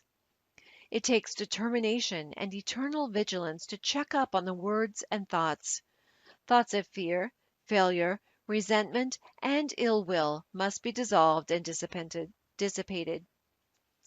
Take the statement, "Every plant my Father in heaven has not planted shall be rooted up." This gives you a vivid picture of rooting up weeds in a garden. They are thrown aside and dry up because they are without soil to nourish them. But the individual, living in a world of negative thought, is not conscious of this inner eye. You nourish negative thoughts by giving them your attention. Use the occult law of indifference and refuse to be interested. Soon you will starve out the army of all aliens. Divine ideas will crowd your consciousness, false ideas fade away, and you will desire only that which God desires through you. The Chinese have a proverb: "The philosopher leaves the cut of his coat to the tailor." But the individual living in a world of negative thought is not conscious of this inner eye. So leave the plan of your life to the divine designer, and you will find all conditions permanently perfect. The ground I am on is holy ground. I now expand rapidly into the divine plan of my life, where all conditions are permanently perfect. Chapter 9: The Way of Abundance. Then shalt thou lay up gold as dust. Job 22:24. The way of abundance is a one-way street. As the old saying is, there are no two ways about it. You are either heading for lack or heading for abundance. The man with a rich consciousness and the man with a poor consciousness are not walking on the same mental street. There is a lavish supply divinely planned for each individual. The rich man is tapping it, for rich thoughts produce rich surroundings. Change your thoughts, and in the twinkling of an eye all your conditions change. Your world is a world of crystallized ideas, crystallized words. Sooner or later you reap the fruits of your words and thoughts. Words are bodies or forces which move spirally and return in due season to cross the lives of their creators.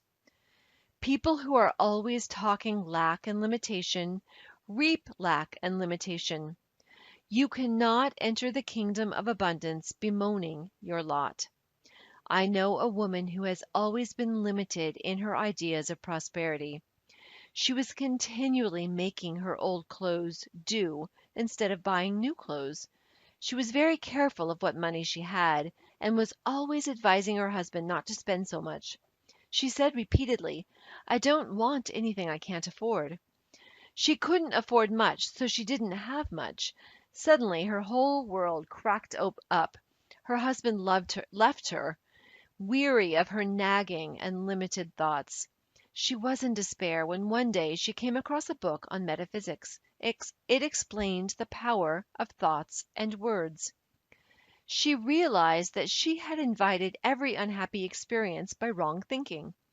She laughed heartily at her mistakes and decided to profit by them. She determined to prove the law of abundance. She used what money she had fearlessly to show her faith in her invisible supply. She relied on God as the source of her prosperity. She no longer voiced lack and limitation. She kept herself feeling and looking prosperous. Her old friends scarcely recognized her. She had swung into the way of abundance. More money came to her than she had ever had before. Unheard of doors opened. Amazing channels were freed. She became very successful in a work she had no training for. She found herself on miracle ground. What had happened? She had changed the quality of her words and thoughts. She had taken God into her confidence and into all her affairs. She had many 11th-hour demonstrations, but her supply always came, for she dug her ditches and gave thanks without wavering. Someone called me up recently and said, "I am looking desperately for a position." I replied, "Don't look desperately for it. Look for it with praise and thanksgiving. For Jesus Christ, the greatest of metaphysicians, said to pray with praise and thanksgiving. Praise and thanksgiving open the gates, for expectancy always wins. Of course, the law is impersonal, and a dishonest person with rich thoughts will attract riches, but a thing ill got has ever bad success, as Shakespeare says. It will be of short duration and will not bring happiness. We have only to read the papers to see that the way of the transgressor is hard. That is the reason it is so necessary to make your demands aright on the universal supply, and ask for what is yours by divine right and under grace in right way. Some people attract prosperity but cannot hold it. Sometimes their heads are turned. Sometimes they lose it through fear and worry. A friend in one of my classes told this story. Some people in his hometown who had always been poor suddenly struck oil in their backyard. It brought great riches. The father joined the country club and went in for golf. He was no longer young. The exercise was too much for him, and he dropped dead on the links. This filled the whole family with fear. They decided that they might have heart trouble. So they are all now in bed with trained nurses watching every heartbeat. In the race thought, people must worry about something. They no longer worried about money, so they shifted their worries to health. The old idea was that you can't have everything. If you got one good thing, you'd lose another. People were always saying, "Your luck won't last. It's too good to be true." Jesus Christ said, "In the world," or world thought, "there is tribulation, but be of good cheer. I have overcome the world." In the superconscious there is a lavish supply for every demand, and your good is perfect and permanent. If thou return to the Almighty, thou shalt be built up in consciousness. Thou shalt put away iniquity far from thy tabernacles. Then shalt thou lay up gold as dust, the gold of Ophir, as the stones of the brooks. Yea, the Almighty shall be thy defense, and thou shalt have plenty of silver. What a picture of opulence, the result of returning to the Almighty in consciousness. With the average person, who has thought in terms of lack for a long time, it is very difficult to build up a rich consciousness. I have a student who has attracted great success by making the statement, "I am the daughter of the King. My rich father now pours out his abundance upon me. I am the daughter of the King. Everything makes way for me." Many people put up with limited conditions because they are too lazy, mentally, to think themselves out of them. You must have a great desire for financial freedom. You must feel yourself rich. You must see yourself rich. You must continually prepare for riches. Become as a little child and make believe you are rich. You are then impressing the subconscious with expectancy. The imagination is man's workshop, the scissors of the mind, where he is constantly cutting out the events of his life. The superconscious is the realm of inspiration, revelation, illumination, and intuition. Intuition is usually known as a hunch. I do not apologize for the word hunch anymore. It is now in Webster's latest dictionary. I had a hunch to look up hunch, and there it was. The superconscious is the realm of perfect ideas. The great genius captures his thoughts from the superconscious. Without the vision or imagination, my people perish. When people have lost the power to image their good, they perish or go under. It is interesting to compare the translation of the French and English Bibles. In the 21st verse of the 22nd chapter of Job we read, "Acquaint now thyself with him, and be at peace, thereby good shall come unto thee." In the French Bible we read, "Attach thyself to God, and you will have peace. Thou shalt thus enjoy happiness." The 23rd verse, "If you return to the Almighty, thou shalt be built up Thou shalt put away iniquity far from thy tabernacles. In the French translation we read, Thou shalt be reestablished if thou returnest to the Almighty, putting iniquity far off from your dwellings. In the 24th verse we read a new and amazing translation. The English Bible reads, Then shalt thou lay up gold as dust, and the gold of Ophir as the stones of the brooks. The French Bible says, Throw gold into the dust, the gold of Ophir amongst the pebbles of the torrents, and the Almighty shall be thy gold, thy silver, thy riches. This means if people are depending entirely on their visible supply, it is even better to throw it away and trust absolutely to the Almighty for gold, silver, and riches. I give an example in the story told to me by a friend. A priest went to visit a nunnery in France where they had fed many children. One of the nuns, in despair, told the priest they had no food. The children must go hungry. She said that they had but one piece of silver, about the value of $0.25. They needed food and clothing. The priest said, Give me the coin. She handed it to him, and he quickly threw it out the window. Now, he said, rely entirely upon God. Within a short time, friends arrived with plenty of food and gifts of money. This doesn't mean to throw away what money you have. Depend upon your invisible supply, the bank of the imagination. Let us now attach ourselves to God and have peace, for He shall be our gold, our silver, and our riches.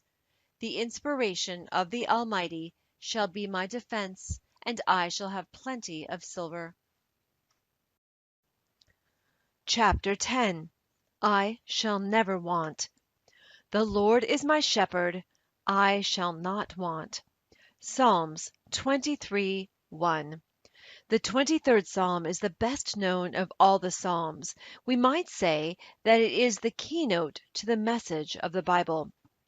It tells man he shall never want when he has the realization or conviction that the Lord is his shepherd, the realization that infinite intelligence supplies every need. If you get this conviction today, every need will be met now and forevermore. You will draw instantly from the abundance of the spheres, wherever you desire or require, whatever you desire or require, for what you need is already on your pathway. A woman suddenly had the realization, the Lord is my shepherd, I shall never want.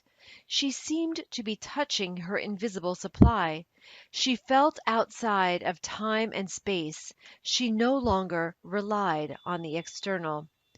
Her first demonstration was a small but necessary one.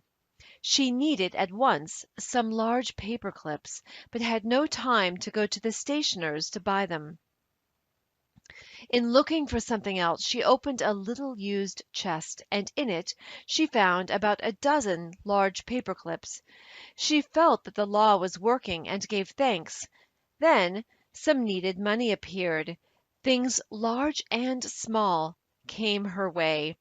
Since then she has relied upon the statement, "The Lord is my shepherd, I shall never want." We used to hear people say, "I do not think it is right to ask God for money or things." They did not realize that this creative principle is within each man. True spirituality is proving God as your supply daily, not just once in a while. Jesus Christ knew this law, for whatever he desired or required appeared immediately on his pathway, the loaves and fishes, and money from the fish's mouth. With this realization, all hoarding and saving would disappear. This does not mean that you should not have a bank account and investments, but it does mean that you should not depend upon them. For if you had a loss in one direction, you would have a gain in another. Always your barns would be full and your cup flow over. Now, how does one make this contact with the invisible supply? By taking a statement of truth which clicks and gives you realization. This is not open to a chosen few. Whosoever calleth on the name of the Lord shall be delivered. The Lord is your shepherd and my shepherd and everybody's shepherd. God is the supreme intelligence devoted to supplying man's need. The explanation is that man in God is action. Jesus Christ said, I and the Father are one. We might paraphrase the statement and say, I and the great creative principle of the universe are one and the same. Man only lacks when he loses his contact with this creative principle, which must be fully trusted, for it is pure intelligence and knows the way of fulfillment. The reasoning mind and personal will cause a short circuit. Trust in me, and I will bring it to pass. Most people are filled with apprehension and dread when there is nothing to cling to on the external. A woman came to a practitioner and said, I'm only a poor little woman with no one but God back of me. The practitioner said, You need not worry if you have God back of you, for all that the kingdom affords is yours. A woman called me A woman called me on the phone and said, almost in tears, I am so worried about the business situation. I replied, The situation with God remains the same. The Lord is your shepherd. You shall not want. If one door shuts, another door opens. A very successful businessman, who conducts all affairs on truth methods, said, The trouble with most people is that they get to relying on certain conditions. They haven't enough imagination to go forward, to open new channels. Nearly every big success is built upon a failure. I was told that Edgar Bergen lost his part in a Broadway production because they did not want any more dummies. Noel Coward got him on the Rudy Vallee show, and he and Charlie McCarthy became famous overnight. I told the story at one of my meetings of a man who was so poor and discouraged that he ended it all. A few days later came a letter notifying him that he had inherited a large fortune. A man in the meeting said, That means when you want to be dead, your demonstration is 3 days off. Yes, do not be fooled by the darkness before the dawn. It is a good thing to see the dawn once in a while, to convince you how unfailing it is. It reminds me of an experience of several years ago. I had a friend who lived in Brooklyn, near Prospect Park. She liked to do unusual things and said to me, Come to visit me and we'll get up early and see the sunrise in Prospect Park. At first I refused, and then came the hunch that it would be an interesting experience. It was in the summer. We got up about 4 o'clock in the morning, my friend, her little daughter, and myself. It was pitch dark, but we sallied forth down the street to the entrance of the park. Some policemen eyed us curiously, but my friend said to them with dignity, We are going to see the sunrise, and it seemed to satisfy them. We walked through the park to the beautiful rose garden. A faint pink streak appeared in the east. Then suddenly we heard a most tremendous uproar. We were near the zoo, and all the animals were greeting the dawn. The lions and tigers roared. The hyenas laughed. There were shrieks and howls. Every animal had something to say, for a new day was at hand. It was indeed most inspiring. The light slanted through the trees. Everything had an unearthly aspect. Then, as it grew lighter, our shadows were in front instead of behind us. The dawn of a new day. This is the wonderful dawn which comes to each one of us. after some darkness. Your dawn of success, happiness, and abundance is sure to come. Every day is important, for we read in the wonderful Sanskrit poem, "Look well, therefore, to this day, such is the salutation of the dawn." This day the Lord is your shepherd. This day you shall not want, and you and this great creative principle are one and the same. The 34th Psalm is also a psalm of security. It starts with a blessing for the Lord. I will bless the Lord at all times. His praise shall continually be in my mouth. They that seek the Lord shall not want any good thing. Seeking the Lord means that man must make the first move. Draw near to me, and I will draw near to thee, saith the Lord. You seek the Lord by making your affirmations, expecting and preparing for your good. If you ask for success and prepare for failure, you will receive the thing you have prepared for. I tell in my book, The Game of Life and How to Play It, of a man who asked me to speak the word that all his debts be wiped out. After the treatment, he said, "Now I'm thinking what I'll say to the people when I haven't the money to pay them." A treatment won't help you if you haven't faith in it, for faith and expectancy impresses the subconscious mind with pictures of fulfillment. In the 23rd Psalm we read, "He restoreth my soul." Your soul is your subconscious mind and must be restored with the right ideas. Whatever you feel deeply is impressed upon the subconscious and manifests in your affairs.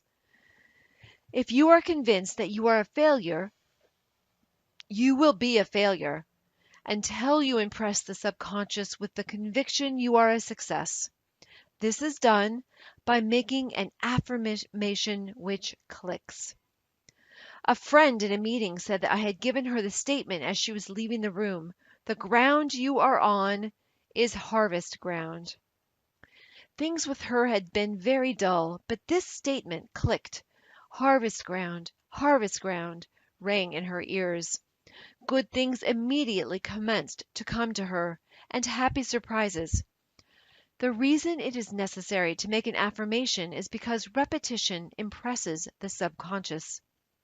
You cannot control your thoughts at first, but you can control your words, and Jesus Christ said, "By your words you are justified, and by your words you are condemned." Every day choose the right words, the right thoughts. The imaging faculty is the creative faculty. Out of the imagination of the heart comes the issues of life. We have all a bank we can draw upon, the bank of the imagination.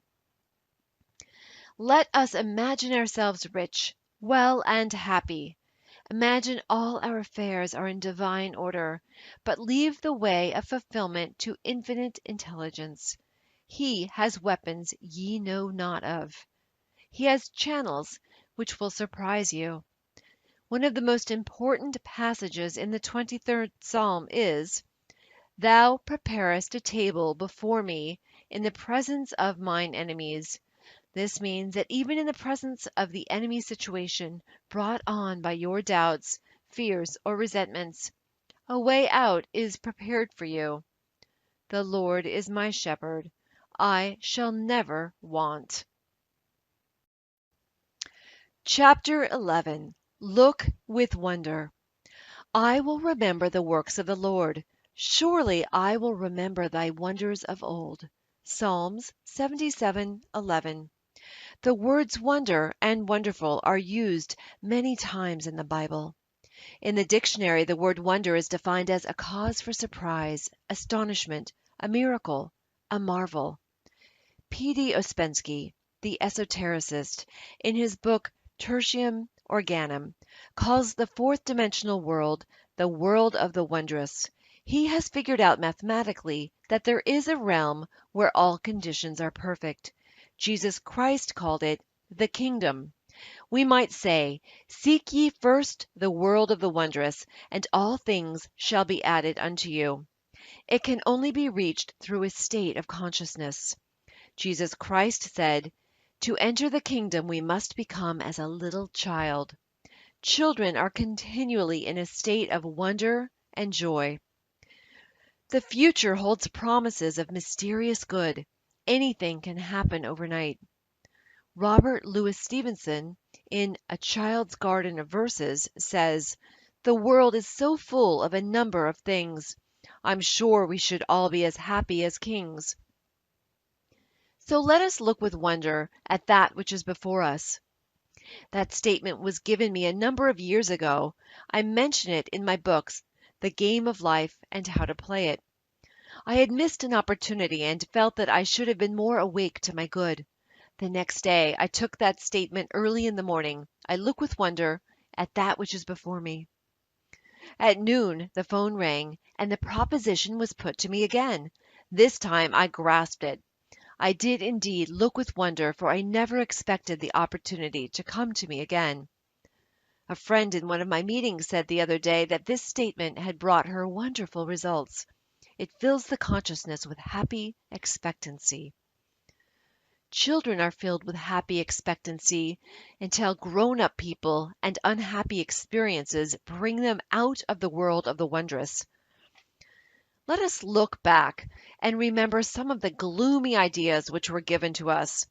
Eat the speckled apples first. Don't expect too much, then you won't be disappointed. You can't have everything in this life. Childhood is your happiest time. No one knows what the future will bring. What a start we have in life! These are some of the impressions I picked up in early childhood. At the age of 6, I had a great sense of responsibility. Instead of looking with wonder at that which was before me, I looked with fear and suspicion. I feel much younger now than I did when I was 6. I have an early photograph taken about that time, grasping a flower, but with a careworn and hopeless expression. I had left the world of the wondrous behind me, and was living in the world of realities, as my elders told me, and it was far from wondrous. It is a great privilege for children to live in this age when they are taught truth from their birth. Even if they are not taught actual metaphysics, the ethers are filled with joyous expectancy. You may become a Shirley Temple or a Freddie Bartholomew, or an athlete or a great pianist at the age of 6 and go on a concert tour. We are all now back in the world of the wondrous, where anything can happen overnight, for when miracles do come, they come quickly. So let us become miracle conscious and prepare for miracles, expect miracles, and we are then inviting them into our lives. Maybe you need a financial miracle. There is a supply for every demand. Through active faith, the word, and intuition, we release this invisible supply. I will give you an example. One of my students found herself almost without funds. She needed $1,000, and she had had plenty of money at one time and beautiful possessions, but had nothing left but an ermine wrap. No fur dealer would give her much for it. I spoke the word that it would be sold to the right person for the right price, or that the supply would come in some other way. It was necessary that the money manifest at once. It was no time to reason or worry. She was on the street making her affirmations. It was a stormy day. She said to herself, "I'm going to show active faith in my invisible supply by taking a taxicab." It was a very strong hunch. As she got out of the cab at her destination, a woman stood waiting to get in. It was an old friend, a very, very kind friend. It was the first time in her life she had ever taken a taxi, but her Rolls Royce was out of commission that afternoon. They talked, and my friend told her about the ermine wrap.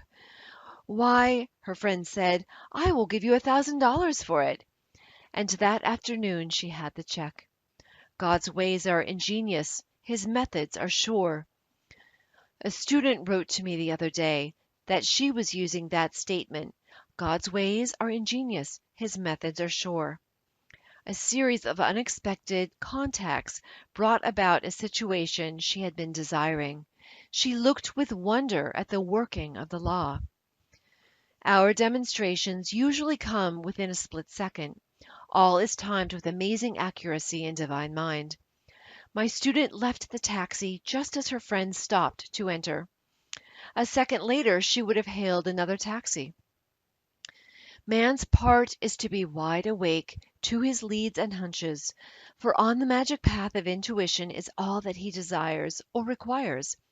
In Moulton's Modern Reader's Bible, the Book of Psalms is recognized as the perfection of lyric poetry. The musical meditation, which is the essence of lyrics, can find no higher field than the devout spirit which at once raises itself to the service of God and overflows on the various sides of active and contemplative life. The Psalms are also human documents, and I have selected the 77th Psalm because it gives the picture of a man in despair, but he contemplates the wonders of God. Faith and assurance are restored to him. I cried unto God with my voice, even unto God with my voice, and he gave ear unto me. In the day of my trouble I sought the Lord. My soul refused to be comforted.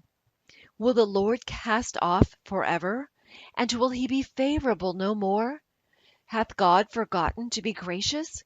Hath he in anger shut up his tender mercies? And I said, This is my infirmity, but I will remember the years of the right hand of the Most High.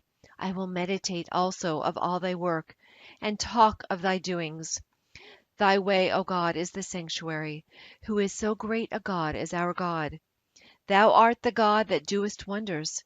Thou hast with thine arm redeemed thy people. This is a picture of what the average truth student goes through when confronted with a problem. He is assailed by thoughts of doubt, fear, and despair. Then some statement of truth will flash into his consciousness. God's ways are ingenious, his methods are sure. He remembers other difficulties which have been overcome. His confidence in God returns. He thinks, what God has done before, he will do for me and more. I was talking to a friend not long ago who said, I would be pretty dumb if I didn't believe God could solve my problem. So many times before, wonderful things have come to me. I know they will come again. So the summing up of 77th Psalm is, what God has done, he now does for me and more. It is a good thing to say when you think of your past success, happiness, or wealth. All loss comes from your own vain imaginings. Fear of loss crept into your consciousness. You carried burdens and fought battles. You reasoned instead of sticking to the magic path of intuition. But in the twinkling of an eye all will be restored to you, for as they say in the East, what Allah has given cannot be diminished. Now to go back to the child state of consciousness, you should be filled with wonder, but be careful not to live in your past childhood. I know people who can only think about their happy childhood days. They remember what they wore. No skies have since been so blue or grass so green. They therefore miss the opportunities of the wonderful now. I will tell an amusing story of a friend who lived in a town when she was very young, then moved away to another city. She always looked back to the house they first lived in. To her it was an enchanted place, large, spacious, and glamorous, a palace.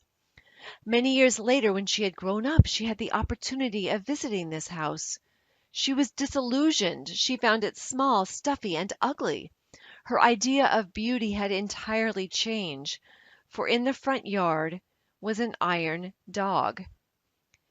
If you went back to your past, it would not be the same.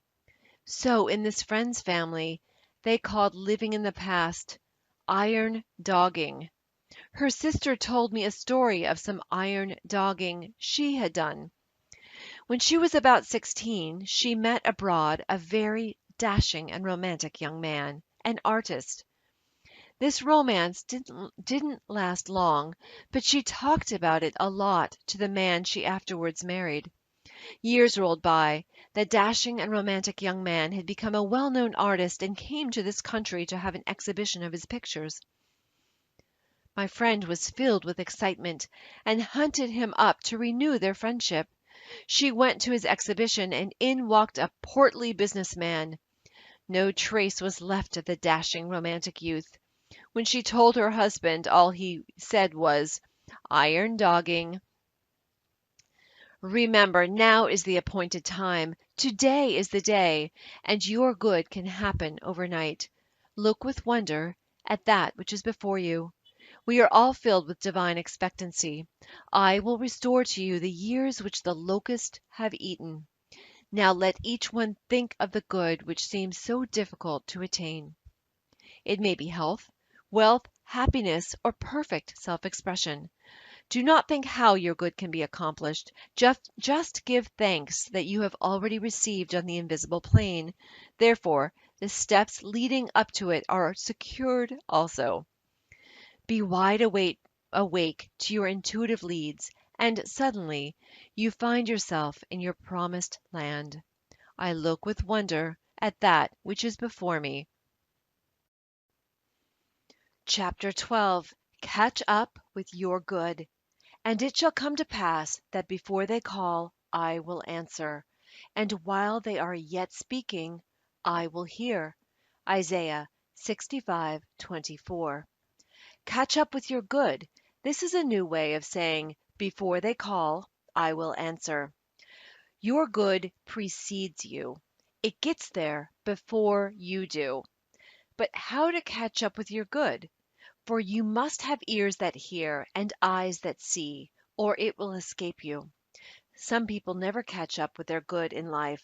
They will say, "My life has always been one of hardship. No good luck ever comes to me." They are the people who have been asleep to their opportunities, or through laziness haven't caught up with their good. A woman told a group of friends that she had not eaten for 3 days. They dashed about asking people to give her work, but she refused it. She explained that she never got up until 12 o'clock. She liked to lie in bed and read magazines. She just wanted people to support her while she read Vogue and Harper's Bazaar. We must be careful not to slip into lazy states of mind. Take the affirmation, I am wide awake to my good. I never miss a trick. Most people are only half awake to their good. A student said to me, "If I don't follow my hunches, I always get into a jam."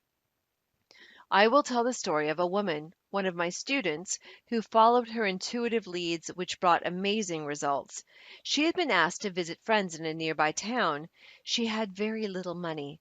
When she arrived at her destination, she found the house locked up. They had gone away. She was filled with despair, then commenced to pray. She said, "Infinite intelligence, give me a definite lead. Let me know just what to do." The name of a certain hotel flashed into her consciousness. It persisted. The name seemed to stand out in big letters. She had just enough money to get back to New York and the hotel. As she was about to enter, an old friend suddenly appeared who greeted her warmly and whom she hadn't seen in years. She explained that she was living at the hotel but was going away for several months, and added, "Why don't you take my suite while I'm away? It won't cost you a cent." My friend gratefully accepted and looked with amazement on the working of spiritual law. She had caught up with her good by following intuition. All going forward comes from desire. Science today is going back to Lamarck and his wishing theory. He claims that birds do not fly because they have wings, but they have wings because they wanted to fly. The result of the push of the emotional wish. Think of the irresistible power of thought with clear vision. Many people are in a fog most of the time, making wrong decisions and going the wrong way.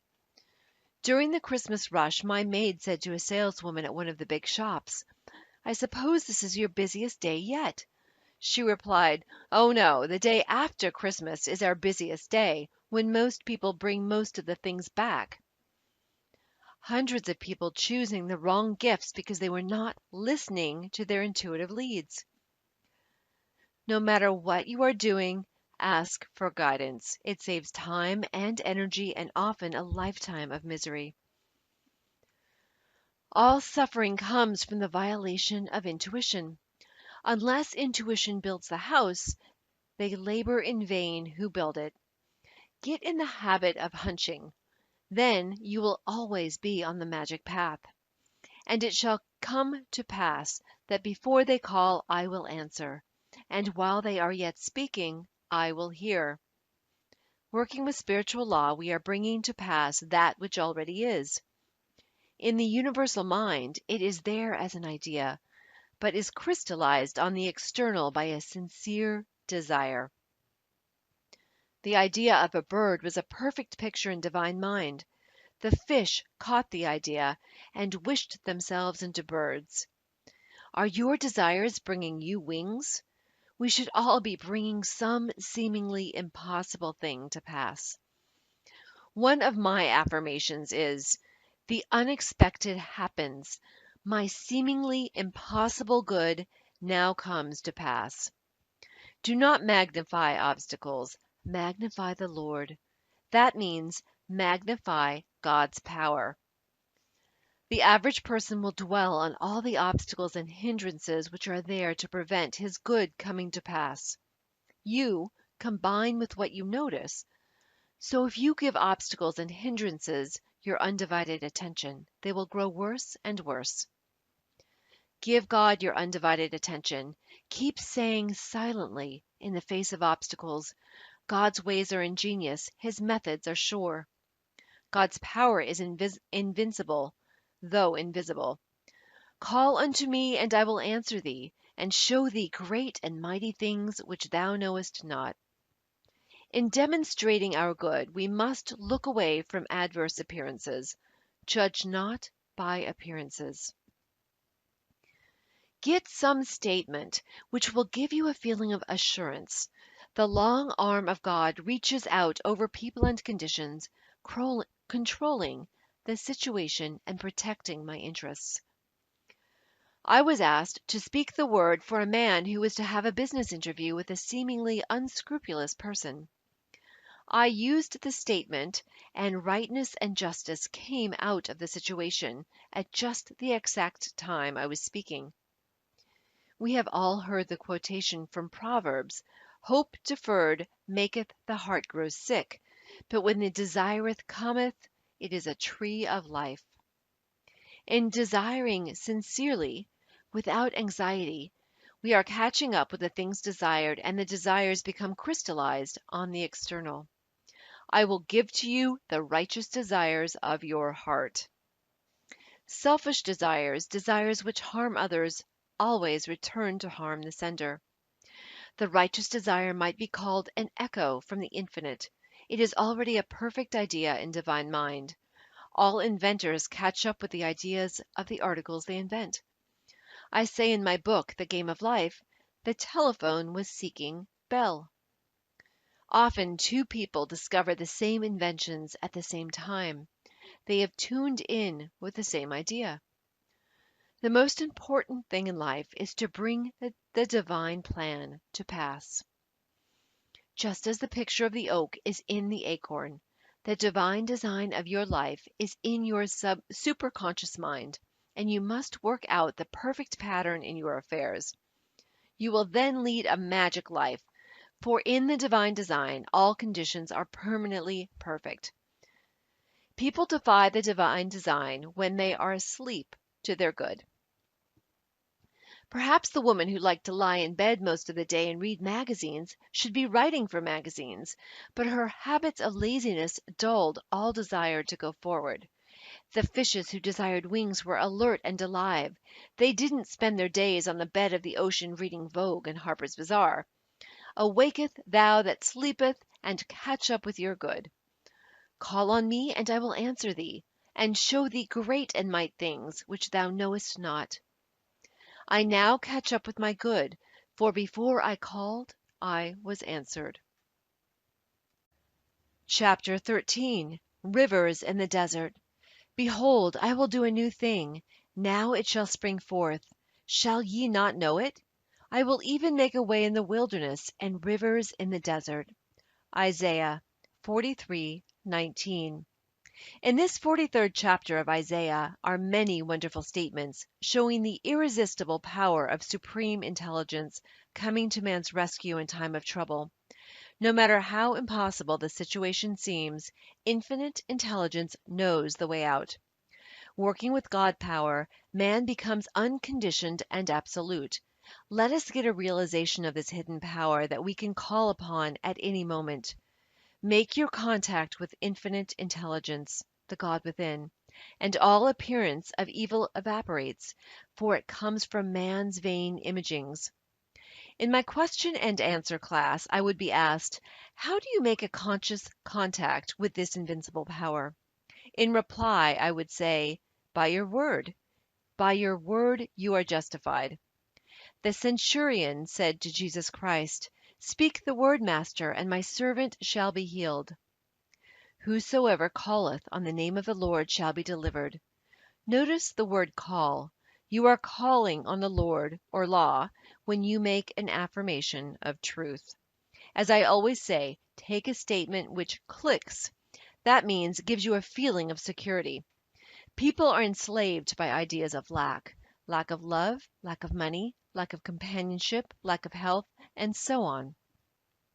They are enslaved by the idea of interference and incompletion. They are asleep in the Adamic dream. Adam, generic man, ate of Maya, the tree of illusion, and saw two powers, good and evil. The Christ mission was to wake people up to the truth of one power, God. Awake thou that sleepeth. If you lack any good thing, you are still asleep to your good. How do you awake from the Adamic dream of opposites after having slept soundly in the race thought for hundreds of years? Jesus Christ said, "When two of you agree, it shall be done." It is the law of agreement. It is almost impossible to see clearly your good for yourself. That is where the healer, practitioner, or friend is necessary. Most successful men say they have succeeded because their wives believed in them. I will quote from a current newspaper giving Walter P. Chrysler's tribute to his wife. "Nothing," he once said, "has given me more satisfaction in life than the way my wife had faith in me from the very first, through all of those years." Chrysler wrote of her, "It seemed to me I could not make anyone understand that I was ambitious except Della. I could tell her and she would nod. It seems to me I even dared to tell her that I intended some day to be a master mechanic. She always backed his ambitions." Talk about your affairs as little as possible, and then only to the ones who will give you encouragement and inspiration. The world is full of wet blankets, people who will tell you it can't be done, you are aiming too high. As people sit in truth meetings and service, often a word or an idea will open a way in the wilderness. Of course, the Bible is speaking of states of consciousness. You are in a wilderness or desert when you are out of harmony, when you are angry, resentful, fearful, or undecided.